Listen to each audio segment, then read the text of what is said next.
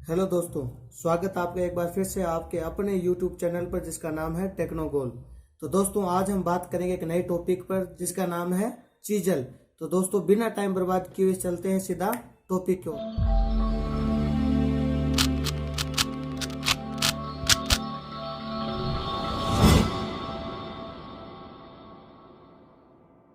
तो देखिए दोस्तों, सबसे पहले बात करते हैं अपनी चीजल क्या है। इंट्रोडक्शन अपने बोलते हैं कि चीजल का इंट्रोडक्शन दीजिए या फिर चीजल क्या है, तो इसके बारे में थोड़ा बताइए।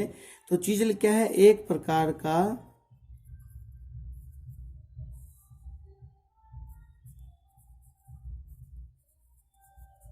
कटिंग टूल है। चीजल क्या है? एक प्रकार का कटिंग टूल है। इसके द्वारा धातु को काटने का काम किया जाता है। कहाँ काटने का काम किया जाता है? जहां पर हेक्सा या फाइल का प्रयोग नहीं कर सकते, है ना। तो अपने चीजल का प्रयोग कहाँ करते हैं? जहां पर हेक्सा या फाइल का प्रयोग अपने नहीं कर सकते धातु काटने के लिए, तो वहां मैं किसका प्रयोग करूंगा? चीजल का प्रयोग करूंगा। ठीक है। अब अपने चलते हैं, उसके बाद क्या करते हैं? पतली चद्दरों और सरियों को काटने के लिए अपने किसका प्रयोग करते हैं? चीजल का प्रयोग करते हैं। पतली चद्दरों व सरियों को काटने के लिए भी इसका प्रयोग अपने करते हैं, चीजल का। ठीक है। अब उसके बाद अपने बात करते हैं, जैसे फाइल के द्वारा जो कार्यविधि करते हैं वह क्या कहलाती है? फाइलिंग कहलाती है। तो चीजल के द्वारा जो ऑपरेशन किया जाता है वो क्या कहलाता है? चिपिंग कहलाता है। क्या कहलाता है? चिपिंग। चिपिंग को अपने बोलते हैं छीलना।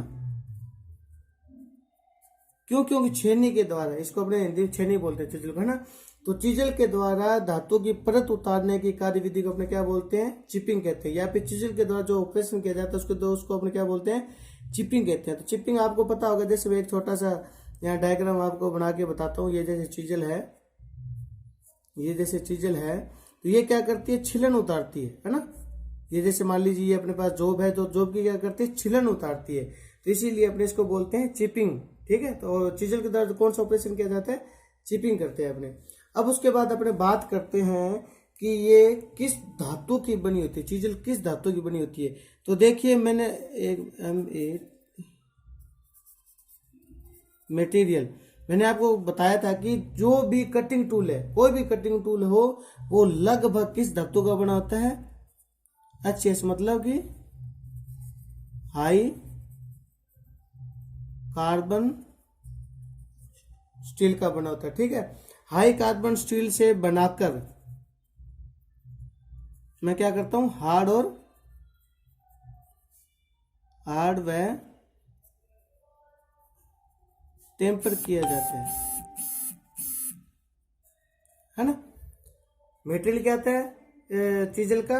हाई कार्बन स्टील से बनाकर इसको हार्ड व टेम्पर कर दिया जाता है। अब हार्ड व टेम्पर क्या चीज है? मैं यहाँ आपको छोटा सा ब्यौरा देना चाहूंगा, समझाना चाहूंगा कि धातु है। यदि देखिए चीजल को मैं हार्ड कर देता हूँ, तो आपको पता है कि कोई भी धातु ज्यादा हार्ड होगी तो वो क्या करती है? चोट लगाने पे टूट जाती है ना। लेकिन टेम्पर भी इसको किया जाता है। टेम्पर क्या करता है? हार्डनेस को बरकरार रखता है, लेकिन कुछ उसमें चोट सहने के गुण आ जाते हैं, या फिर अपने बोलते हैं कि सॉफ्टनेस का गुण आ जाता है, तो वो अपने क्या होता है? टेम्परिंग बोलते हैं। इसको क्या कहते हैं? टेम्परिंग कहते हैं। तो चीजल को हाई कार्बन स्टील से बनाकर हार्ड व टेम्पर किया जाता है, जिससे अपने चोट मारते हैं चीजल पर, हमेशा चोट ही लगा के अपने प्रयोग करते हैं। जैसे ये चीजल इधर से अपने क्या करेंगे? हैमर से चोट लगाएंगे तभी तो चिपिंग करेगी। तो चोट लगाएंगे तो ये टूटनी नहीं चाहिए, क्योंकि हाई कार्बन स्टील की बनी टूट जाएगी। लेकिन इसको अपने क्या बोलते हैं? टेम्पर भी अपने कर देते हैं, इसलिए इसको चोट लगाएंगे तो ये टूटेगी भी नहीं, झटके सहन कर लेगी। ठीक है, प्रहार सहन कर लेगी। तो अपने मटेरियल आता है हाई कार्बन स्टील से बनाकर इसको हार्ड और टेम्पर कर दिया जाता है। अब अपने आगे बात करते हैं कि ये चीजल कितने प्रकार की होती है ना। कार्य के अनुसार कितने प्रकार की होती है। देखिए मैं आपको यहां बताता हूं कि एक होता है हॉट चीजल, एक होती है कोल्ड चीजल। ठीक है। हॉट चीजल नाम से पता चलता है कि गर्म कार्यों पर इसका प्रयोग किया जाता है। गर्म कार्यों पर इसका प्रयोग किया जाता है। हॉट चीजल का, कोल्ड चीजल का प्रयोग कहाँ किया जाता है? ठंडे कार्यों पर, है ना। अब आपको पता होना चाहिए हॉट गर्म कार्य कौन से होते हैं। गर्म कार्य मैं बोलता हूं लोहारगिरी शोप में, लोहारगिरी शोप, है ना। लोहार गर्म कार्य तो करता है गर्म करके, तो वहां कौन सी चीजों का प्रयोग किया जाता है? हॉट चीजल का। कोल्ड चीजल का नॉर्मल वर्कशॉप में अपने करते हैं, है ना। फिटिंग वर्कशॉप में कोल्ड चीजल का उपयोग किया जाता है। कोल्ड चीजल का प्रयोग करते हैं तो इसका मतलब है कि कोल्ड चीजल को हार्ड और टेम्पर किया जाता है, हॉट चीजल को हार्ड और टेम्पर नहीं किया जाता। इसको अपने क्या करते हैं? हार्ड व टेम्पर करते हैं। हॉट चीजल को हार्ड और टेम्पर अपने नहीं करते, आप ये ध्यान रखें। देखिए अब अपने बात करते हैं types of chisel.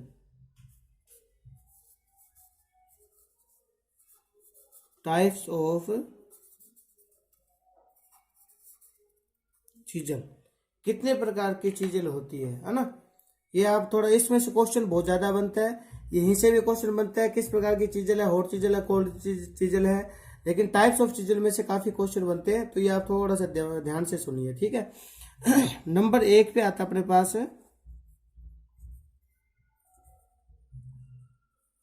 Flat chisel. कौन सी चीजल? Flat chisel. इसका जो आगे कटिंग एज है, इसका जो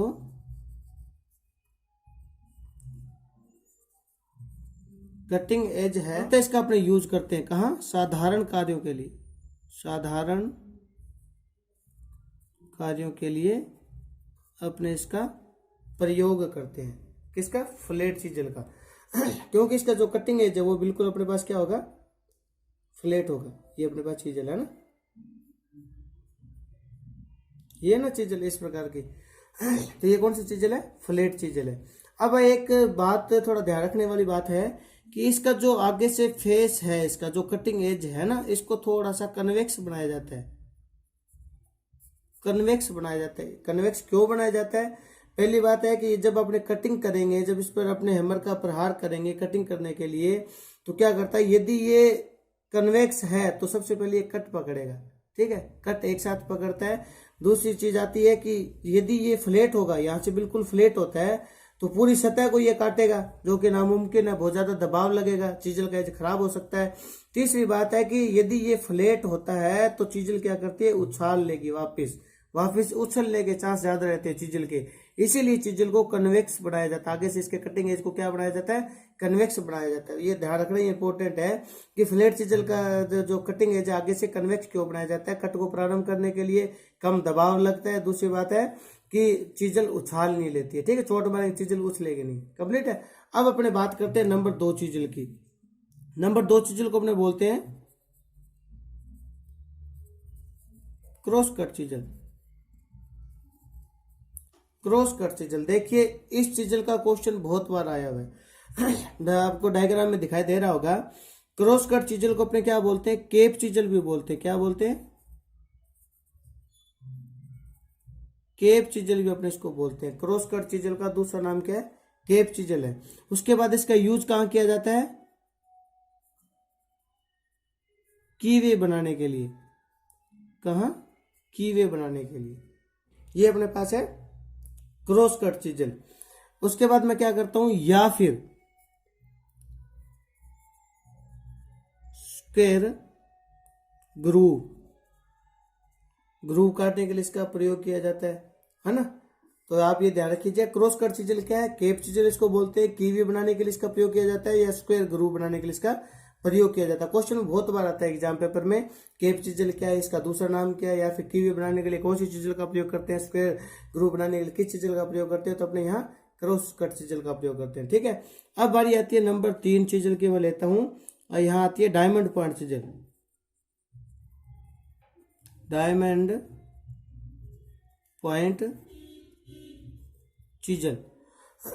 देखिए डायमंड पॉइंट चीजल क्या होता है? नाम से पता चलता है कि इसका जो पॉइंट आगे से वी आकृति बना होता है, बिल्कुल शार्प होता है ना, शार्प। डायमंड, डायमंड क्या होता है? शार्प ही होता है, इसीलिए इसका आकार वी शेप में बना होता है, बिल्कुल शार्प बना होता है।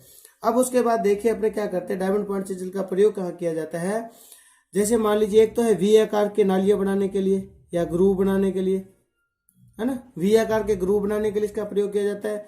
या फिर मैं क्या करता हूँ, जो पहले से ग्रूव बने हुए हैं, जैसे मान लीजिए ये पहले से कोई ग्रूव बना हुआ है लेकिन इसके जो कॉर्नर है ये बिल्कुल क्लियर नहीं है, तो मैं क्या करता हूँ, कॉर्नर को साफ करने के लिए हम किस चीजल का प्रयोग करता हूँ, डायमंड पॉइंट चीजल का प्रयोग करता हूँ।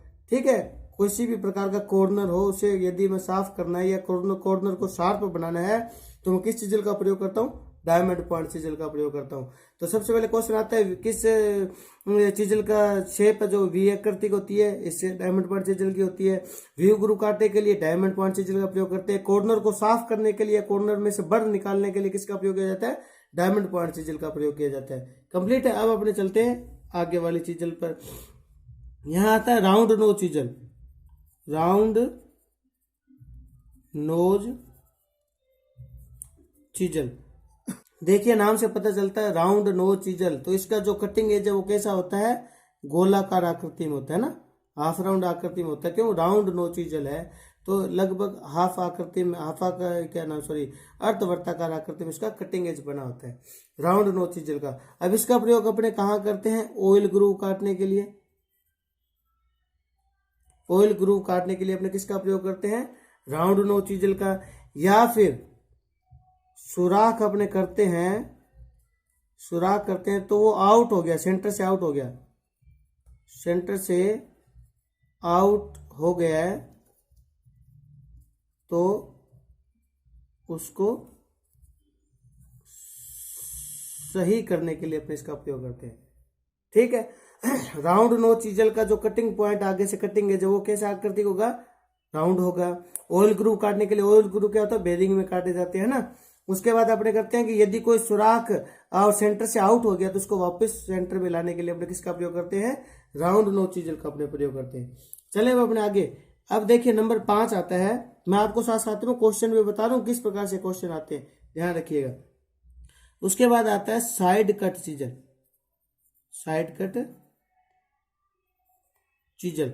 देखिए साइड कट चीजल नाम से पता चलता है कि ये देखिए साधारण प्रकार के फ्लैट चीजल की तरह होता है, लेकिन इसका जो कटिंग एज है साइड में निकला होता है ना, एक साइड में निकला होता है। अब यहां मैं चोट लगाऊंगा लेकिन ये कटिंग कहां से करेगा, यहां से करेगा ना, तो साइड में निकला हुआ है, तो मतलब मैं इसको बोल सकता हूँ ऑफ सेट चीजल भी इसको बोलता हूँ। क्या बोलता हूँ मैं, ऑफ सेट चीजल भी बोलता हूँ मैं, ऑफ सेट चीजल भी मैं इसको बोलता हूँ। क्यों, क्योंकि ये साइड से हटी हुई है ना, इसका जो कटिंग एज है साइड में निकला हुआ है। उसके बाद में इसका प्रयोग कहाँ करता हूँ, इसका प्रयोग भी मैं क्या करता हूँ, कीवे बनाने के लिए, ठीक है, या फिर स्क्वायर ग्रूव बनाने के लिए मैं साइड कट चीजल का प्रयोग करता हूँ। आपको डायग्राम में सब पता चल रहा होगा, है ना। उसके बाद देखिए अपने आगे चलते हैं, एक चीजल आती है cow mouth chisel, cow mouth chisel. Cow mouth chisel का प्रयोग कहाँ करते हैं, काउ माउथ चीजल का प्रयोग नाम से आपको पता चल रहा है, गाय के मुंह के आकार के इसका कटिंग एज होता है। इसका प्रयोग अपने करते हैं, पतली पतली कोई चद्दर है, ठीक है, धातु की चद्दर है, तो उसमें से सुराख काटने के लिए, सुराख काटने के लिए, जैसे मान लीजिए कोई वासर वगैरह अपने काट रहे हैं तो किसका प्रयोग करते हैं, काउ माउथ चीजल का प्रयोग करते हैं। ठीक है, अब अपने चलते हैं, लास्ट चीजल है अपने पास वेब चीजल। इसमें से काफी बार क्वेश्चन आया हुआ है, वेब चीजल क्या बोलते हैं। अब इसके लिए आपको एक चीज समझना पड़ेगा, चेन ड्रिलिंग, आपको पता है चेन ड्रिलिंग क्या होती है। जैसे मान लीजिए ये कोई जॉब है, ठीक है, इसमें से इस धातु को, अंदर की धातु को काटना है, तो मैं क्या करता हूँ, एक ड्रिल यहाँ कर दिया, एक ड्रिल यहाँ कर दिया, एक ड्रिल यहाँ कर दिया, इस प्रकार मैंने क्या किया, चेन ड्रिलिंग कर ली। इसे क्या बोलते हैं, चेन ड्रिलिंग करना इसको बोलते हैं। अब मैं क्या करता हूँ, इस वेब चीजल के द्वारा, इस प्रकार की चीजल होती है, इसकी आकृति होती है, मैं आपको यहाँ थोड़ा सा आपको डायग्राम से बताने की कोशिश करूंगा। ये आकृति है इसकी, ठीक है, इसका कटिंग है थोड़ा सा चौड़ाई में इतना ही होता है। तो इसके द्वारा मैं क्या करता हूँ, इस पर जब मैं चोट लगाऊंगा तो ये क्या करता है, चेन ड्रिलिंग के पश्चात वेस्ट मटेरियल को निकालने के लिए इसका प्रयोग किया जाता है, किसका, वेब चीजल का। ठीक है, मैं यहाँ लिख देता हूँ,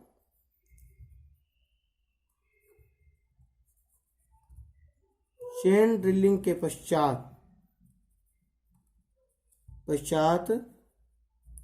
रफ धातु को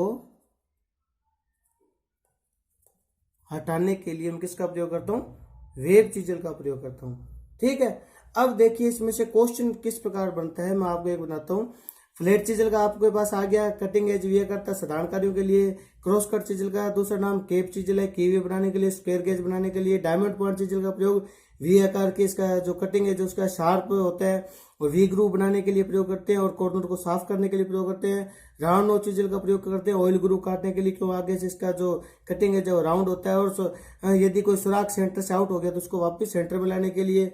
उसके बाद साइड कट चीजल का प्रयोग कहाँ करते हैं? ऑफ सेट चीजल भी इसको बोलते हैं, कीवे स्क्वायर ग्रूव काटने के लिए। साइड कट क्यों बोलते हैं? क्योंकि इसका साइड में निकला हुआ है, कट जो कटिंग है जो क्या है साइड में निकला हुआ है, लाइन से हटके है। उसके बाद काउ माउथ चीजल अपन क्या करते हैं? प्रतील चद्रों में सुराख करने के लिए प्रयोग करते हैं। वेब चीजल का चेन ड्रिलिंग के पश्चात रफ धातु को हटाने के लिए। चेन ड्रिलिंग क्या है? ये चीज है। अब अपने पास इंपोर्टेंट आता है कि इनके जो कटिंग है इनकी चौड़ाई कितनी कितनी होती है, ये इंपोर्टेंट है, ध्यान रखना। ठीक है, तो मैं सबसे पहले जो फ्लैट चीजल है, फ्लैट चीजल हमेशा 16 से 32 mm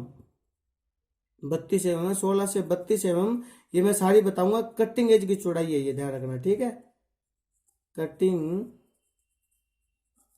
एज की चौड़ाई है। फ्लैट चीजल की कटिंग एज की चौड़ाई कितनी होती है? 16 से 32 mm। ठीक है, क्रॉस कट चीजल की कितनी होती है? 4 से 12 mm क्रॉस कट चीजल की होती है। और डायमंड पॉइंट चीजल की कितनी होती है? 6 से 16 mm। ये इंपॉर्टेंट है, ध्यान रखना। ठीक है, इस प्रकार करके तीनों चीजल का पूछ लेता है कि कटिंग एज की चौड़ाई कितनी कितनी होती है, तो ये अपने पास है। उसके बाद राउंड नो चीजल है, राउंड आकृति का होता है ना, वी ग्रूव काटने के लिए, ऑयल ग्रूव काटने के लिए सॉरी इसका प्रयोग किया जाता है। तो इस प्रकार करके ये क्या है, सारी टाइप्स ऑफ चीजल है। चीजल में से कितने किस प्रकार के क्वेश्चन बन सकते हैं वो मैंने आपको यहाँ बता दिए। देखिए हर एक में से 3-4 क्वेश्चन बन रहे, तो आप देख लीजिए कितने क्वेश्चन आपके क्लियर हो रहे हैं, ध्यान रखना इस चीज को। ठीक है, अब अपने आगे बात करते हैं कि कटिंग एज अलग अलग धातु के लिए अलग अलग कितना रखा जाता है। अब देखिए मैं आपको यहाँ एक डायग्राम से थोड़ा बता देता हूँ कि झुकाव एंगल क्या होता है, कटिंग एंगल क्या होता है, पॉइंट एंगल क्या होता है, ये आप थोड़ा ध्यान रखना। ठीक है, ये देखिए मैंने एक यहाँ डायग्राम बना रहा हूं मैं।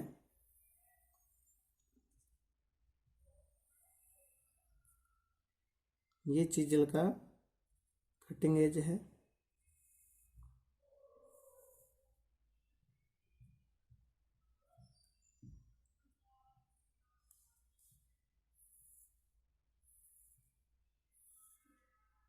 ये अपने पास चीजल है। तो देखिए इसके अंदर हमेशा 3 एंगल होते हैं। ये जो पॉइंट है, जो चीजल का जो पॉइंट है, इसे अपने क्या बोलते हैं? पॉइंट एंगल भी बोलते हैं, या फिर मैं क्या बोलता हूँ? कटिंग एंगल भी बोलता हूँ। क्या बोलता हूं मैं? पॉइंट एंगल या फिर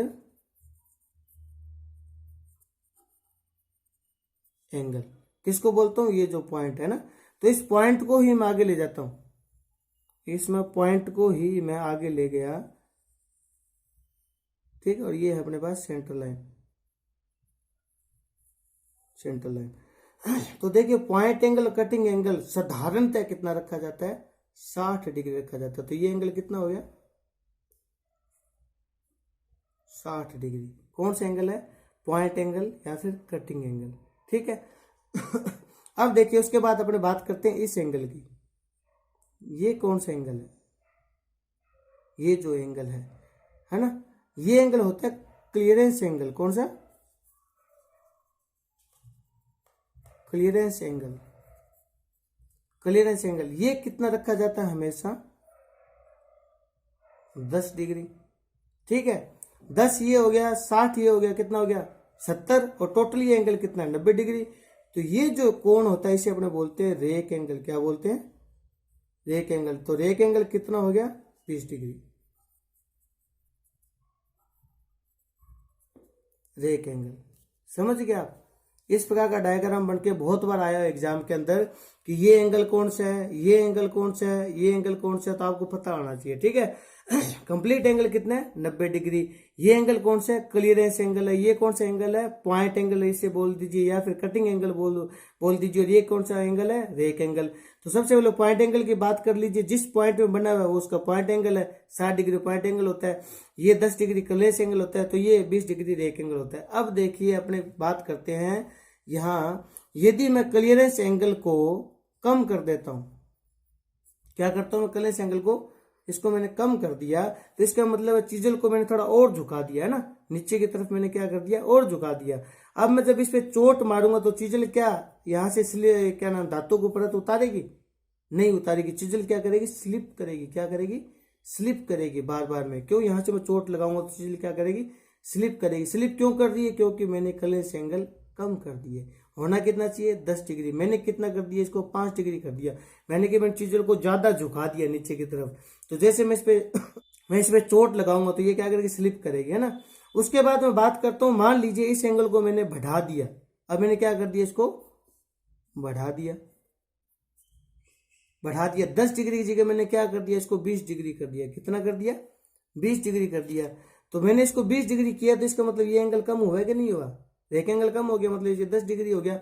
अब मान लीजिए आप चीजल को आपने क्या किया, बिल्कुल खड़ा कर दिया यहाँ, है ना। आपने क्या किया, बिल्कुल यहाँ खड़ा कर दिया, इस प्रकार चीजल को आपने खड़ा कर लिया। ठीक है, अब आप यहाँ चोट लगाओगे तो क्या ये चिपिंग करेगी, नहीं करेगी। क्यों नहीं करेगी, क्योंकि ये तो अंदर ही अंदर धसेगी, धातु के अंदर धसेगी। क्यों, क्योंकि आपने उसको बिल्कुल खड़ा कर दिया चीजल को। जैसे मान लीजिए मैं एक ये डायग्राम बना के देता हूँ आपको, यहाँ छोटा सा, ये मैंने क्या किया, इसको मैंने क्लियरेंस एंगल इसका कम कर दिया ना।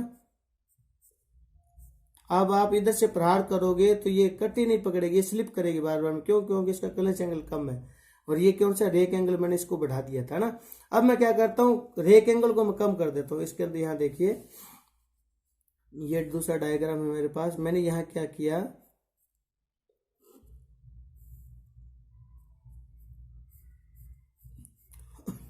क्लियरेंस एंगल बढ़ा दिया। ठीक है, तो अब ये क्या करेगी, जब इस पे चोट लगाऊंगा तो ये धातु के अंदर धसेगी, आगे कट नहीं करेगी, कट प्रारंभ नहीं करेगी, अंदर ही अंदर धसती जाएगी। तो ये आप ध्यान रखना। ठीक है, यदि क्लियरेंस एंगल को मैं कम कर देता हूं तो स्लिप करेगी। ठीक है, इसको कम कर दिया, इसको मैंने बढ़ा दिया, एक ही बात है। अब यदि मैं क्या करता हूँ, इसको बढ़ा देता हूँ, इसको कम कर देता हूँ, तो क्या करेगी, एक ही जगह चीजल धसेगी, यानी गहरा खड्डा बनाएगी, न कि कटिंग करेगी। तो ये अपने पास आते हैं एंगल।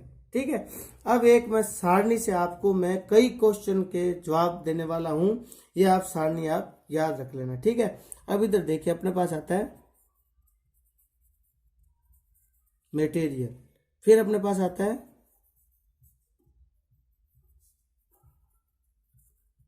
कटिंग एंगल, और फिर अपने पास आता है इंक्लाइंड एंगल, इंक्लाइंड एंगल। ठीक है, इसे अपने बोलते हैं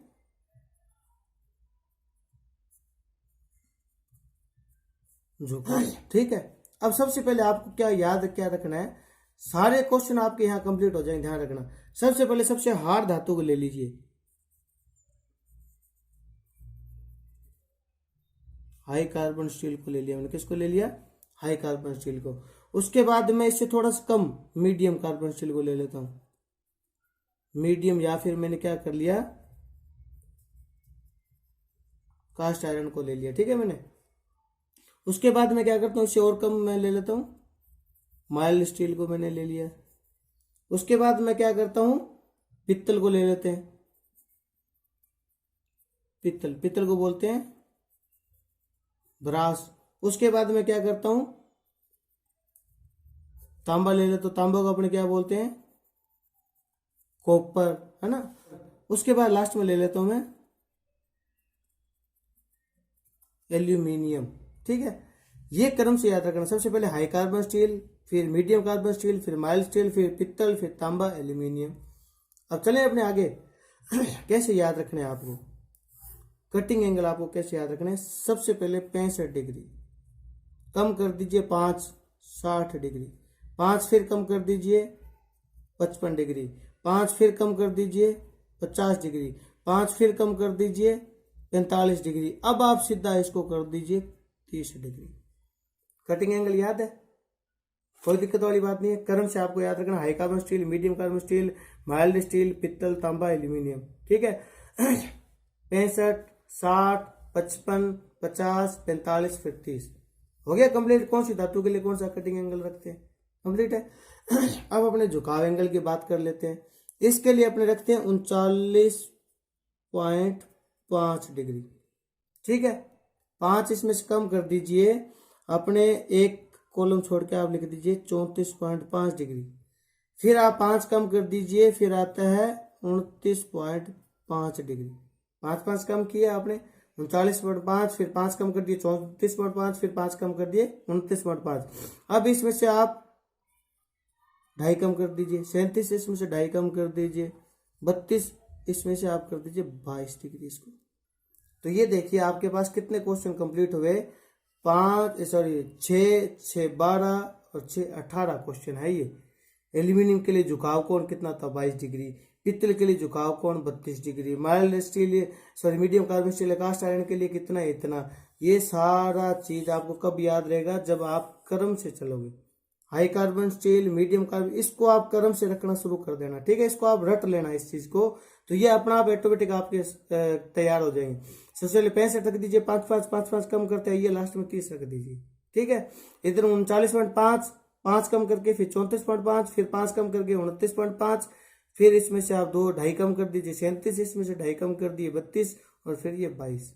ठीक है, तो आज के लिए इतना ही आपके लिए काफ़ी है। तो यदि आपको ये वीडियो पसंद आई है तो इसको लाइक जरूर कीजिएगा, सब्सक्राइब कीजिएगा मेरा चैनल, और यदि किसी प्रकार का कमेंट है, आपको पूछना है इससे रिलेटेड कोई भी जानकारी, तो आप कमेंट बॉक्स में कमेंट करके आप जरूर पूछ सकते हैं। धन्यवाद।